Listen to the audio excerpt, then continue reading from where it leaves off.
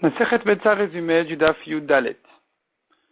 La Mishnah ramène une marloquette entre Bet Shammai et Bet Hillel. De quelle manière quelqu'un qui a des épices à broyer et du sel à broyer, de quelle manière il le fait pendant Yom Tov. Selon Bet Shammai, il faut faire un changement léger pour les épices, et donc on utilise un pilon en bois, et pour le sel, il faut faire un grand changement. Donc on le frappe avec une louche en bois ou une cruche en argile, mais pas un pilon. Selon Bet Hillel, les épices, il n'y a pas besoin de changement du tout. On peut les faire avec un pilon en pierre. Et le sel, il faut faire un petit changement, donc d'utiliser un pilon en bois. La Gemara dit, mais pourquoi le sel est différent des autres épices? Pourquoi le sel, il faut plus de changements que les autres épices? Elle répond la Gemara donne deux réponses. Marloquette, quelle est la raison?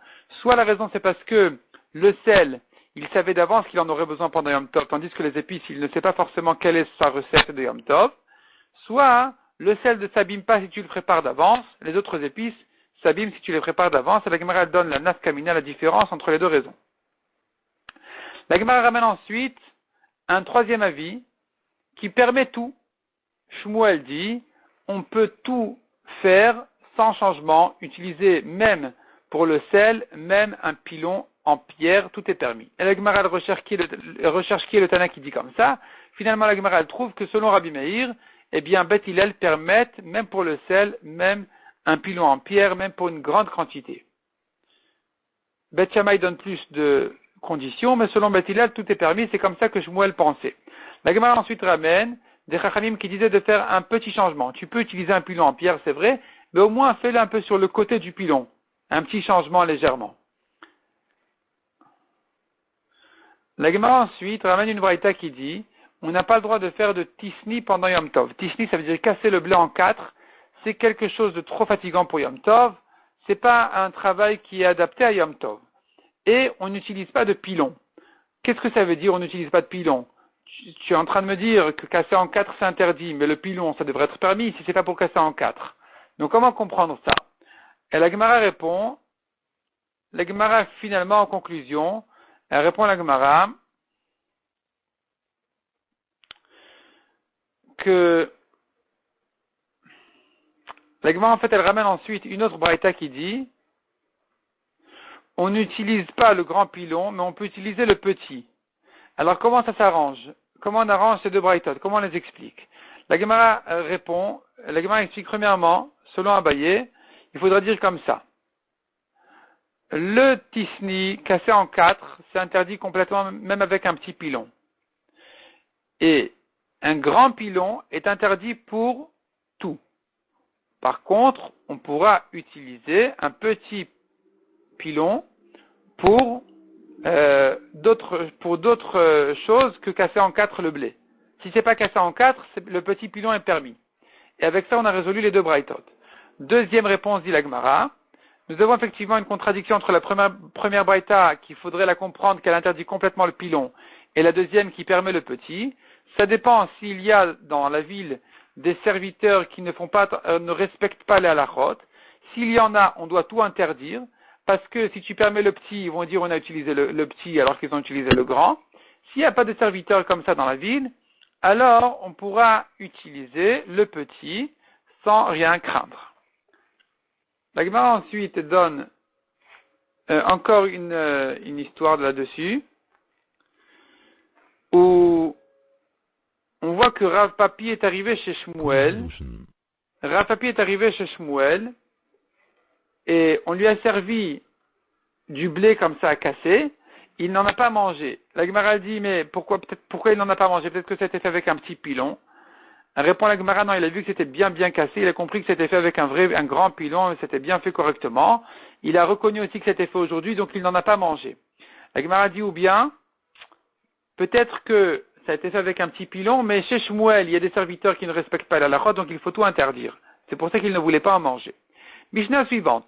Pour trier maintenant les légumineuses des épluchures et des parties qui ne sont pas mangeables. Comment on fait pendant Yom Tov? Selon Bet Shammai, il faut s'appliquer à prendre le bon du mauvais. Selon Bet Hillel, on peut faire tranquillement, normalement, tout comme d'habitude, même en utilisant des récipients simples pour trier, mais pas en grande quantité sur la table, ni en utilisant des passoires et des trucs comme ça. Rabban Gamliel, lui, on avait l'habitude chez lui de mettre dans de l'eau et le mauvais il flotte et on l'enlève sans problème. La Gemara ajoute une précision. Ce qu'on a vu dans la Mishnah, que selon Beth Hillel, on peut prendre même le mauvais du bon pendant Yom Tov, c'est à condition que ce soit plus facile de prendre le mauvais que le mauvais du bon que le contraire.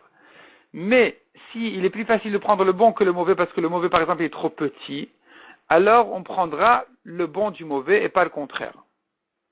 Mishnah suivante. Quelqu'un qui va envoyer à son ami, pendant Yom Tov, il va envoyer de la viande.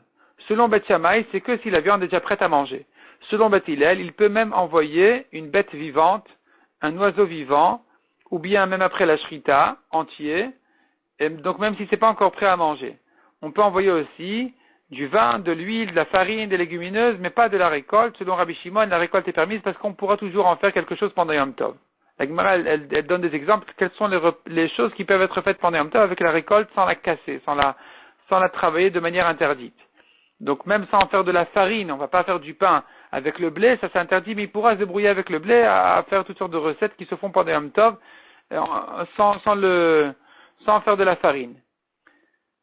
La Gemara dit encore une précision importante, quand il envoie à son ami des grandes quantités de viande ou d'autres choses, il ne peut pas l'envoyer par 3 personnes, parce que ça fait trop publicité.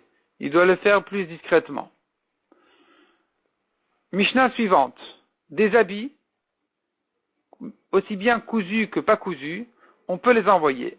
Il peut s'en servir pendant Yom Tov. Un habit cousu, il pourra le porter pendant Yom Tov. Un habit qui n'est pas cousu, un drap, il pourra s'en servir aussi. Et même si c'est shatnez, mélange de lin et de laine, c'est aussi permis. La Gemara a beaucoup de mal à comprendre cette halakha, parce que la Gemara elle prouve de toutes sortes de braïtot que le shatnez est interdit de toutes les manières, même pour s'asseoir dessus, même en dessous, de le mettre en dessous d'autres couvertures, tout ça s'interdit. La conclusion de la Gemara, c'est de dire qu'il s'agit d'un tissu très épais et dur qui ne réchauffe pas. Donc c'est pas vraiment un tissu, c'est comme du feutre.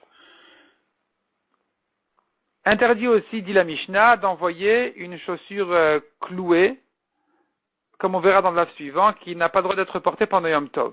Ni une chaussure qui n'est pas cousue parce qu'on ne peut rien en faire pendant Yom Tov, ni même selon Rabbi Yehuda une chaussure blanche qu'il faut la noircir parce que ça ne se fait pas pendant Yom Tov.